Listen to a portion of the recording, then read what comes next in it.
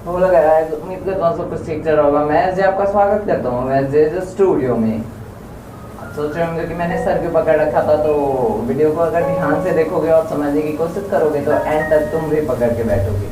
तो मौका मिल ही गया मुझे उस चिड़िया पे वीडियो बनाने का जिसके पीछे मैं पागल हूँ, मल्टीवर्स। अगर आप नहीं जानते कि मल्टीवर्स क्या होता है तो आपको टोनी बताएगा। ह्यू गैवरेट, वो आदमी जिसने हमें मल्टीवर्स दिया, लोमड़ी अंगूर तक पहुंच सकती है। उनका तर्क है कई दुनिया के सिद्धांत के साथ 1950 के दशक के उत्तरार्ध में अमेरिकी भौतिक विज्ञानी ह्यू गैवरेट द्वारा उत्पन्न यह हमारे ब्रह्मांड को कई समानांतर ब्रह्मांडों का एक काल्पनिक संग्रह, जिनमें से प्रत्येक में वो सब कुछ शामिल होगा जो पर्यवेक्षकों के एक जुड़े समुदाय द्वारा प्रयोगात्मक रूप से सुलभ है। देखने योग्य ज्ञात ब्रह्मांड जो दूरबीनों के लिए सुलभ है, लगभग 90 अरब प्रकाश वर्ष। तो बिना ब्रह्मास्त्र को बॉयकॉट करवाए।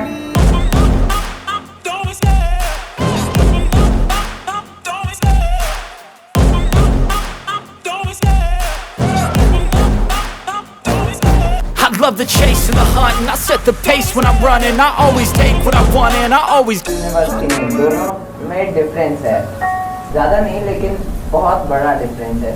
रुको समझाता हूँ। जैसे कि ये ब्लू लाइट मल्टीवर्स है तो नहीं, ये कम हो गया। बात हो और भाई और दुनिया। तो 3, 2, 1 go। Dimension 1, Dimension 2, it's an Earth 1, real multiverse का Earth 1, this is a parallel universe। तो साफ साफ मैं ये बस कहना चाहता हूँ कि ये जो मल्टीवर्स है वो अलग अलग डायमेंशन में, जैसे कि ये तुम्हारा डायमेंशन है तो ये दूसरा डायमेंशन है जिसमें मल्टीवर्स एग्जिस्ट करता है। लेकिन पैरेलल यूनिवर्स जो होता है, जैसे कि ये अर्थ है तो पैरेलल यूनिवर्स जो है वो उसी डायमेंशन में ही दूर कहीं पे होता है। तो जैसा कि हम जानते हैं कि यहाँ पे अर्थ सन का रोटेशन करता है, तो मल्टीवर्स में भी सेम ही कॉन्सेप्ट होगा बस।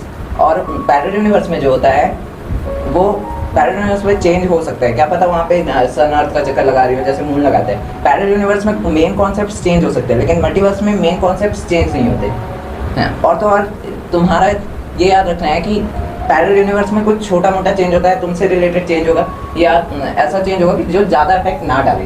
लेकिन मल्टीवर्स में एक छोटी सी भी चीज़ बहुत बड़ा इफेक्ट डाल देते हैं। जैसे कि फॉर एग्जांपल, जैसे कि मल्टीवर्स में हिटलर वाला सीन हुआ ही नहीं कभी, जो हिटलर ने किया वो सब हुआ ही नहीं, तो वहाँ का यूनिवर्स अलग रहेगा और हमारे यहाँ का यूनिवर्स से बहुत ज़्यादा ही अलग रहेगा।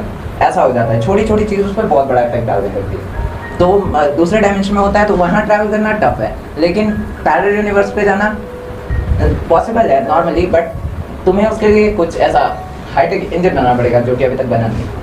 और ये बहुत ज़्यादा है, ये लाइट ईयर में है तो डायमेंशन ट्रैवल करना तो पॉसिबल नहीं है। तो याद रखना मल्टीवर्स दूसरे डायमेंशन में एग्जिस्ट करता है और पैरेलल यूनिवर्स तुम्हारे ही उसमें एग्जिस्ट करता है। तो जैसा मैंने समझाया वैसे ही बहुत सारे डायमेंशन में बहुत सारे मल्टीवर्स हैं और पैरेलल यूनिवर्स तुम्हारे डायमेंशन में है। तो पैरेलल यूनिवर्स में ऐसा होता है कि जो हो तुम उसमें थोड़ा बहुत चेंजेस होगा, लेकिन मल्टीवर्स में पूरा यूनिवर्स चेंज हो जाता है। और जानना है तो मल्टीवर्स के बारे में एक चीज़ ज़रूर याद रखना, तो ये है बोला, वन क्वेश्चन चेंज एवरीथिंग। ना ये नहीं याद रखना, ये तो मैं बताना चाहता था कि मैं मार्वल फैन हूँ, वो तुम्हें याद रखना है एवरीथिंग क्रिएट मल्टीवर्स। कॉम्प्लिकेटेड चीज़ है लेकिन समझ जाओगे। फॉर एग्जाम्पल, तुम्हारी मम्मी ने तुम्हें धनिया लाने के लिए बोला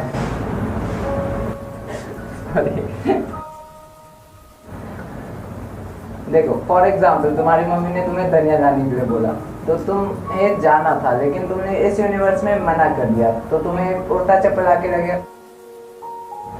तो तुमने मना कर दिया, तो तुम्हारे मना करने की वजह से एक नया यूनिवर्स क्रिएट हो गया जिसमें तुम बस पहुंचे हो और जो वहाँ पे लोग हैं वो नए हैं क्योंकि वो यूनिवर्स नया बना है और बस उनके पास वही यादें हैं और उस यूनिवर्स का वही पास्ट है।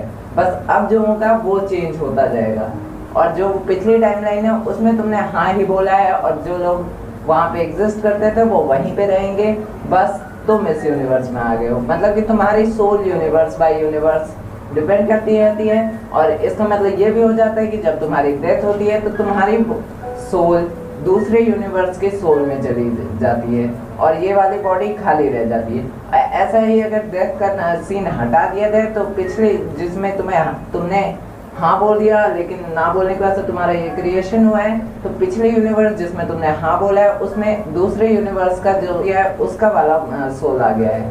तो इसी के बाद से मल्टीवर्स क्रिएट हो जाता है और ऐसे ही होता जाता है और डायमेंशन बाय डायमेंशन चेंज होता रहता है। लेकिन याद रखना यहाँ पे कोई भी ऐसा नहीं है जिसको तुम पहले मिल चुके हो, बस उनकी यादें उनके ब्रेन में हैं। तो सबसे ऐसे मिलो जैसे कि तुम पहली बार मिल रहे हो। और ये चीज़ तो कभी मत सोचना कि क्या करो कि मल्टीवर्स क्रिएट ना हो, क्योंकि अगर एक्स करोगे तो वाई मल्टीवर्स हो जाएगा और वाई करोगे तो एक्स मल्टीवर्स हो जाएगा। तो ये तो सोचो ही मत मल्टीवर्स कैसे ना बनाऊं, लेकिन वो क्रिएट होता रहेगा चाहे तुम कुछ भी करो।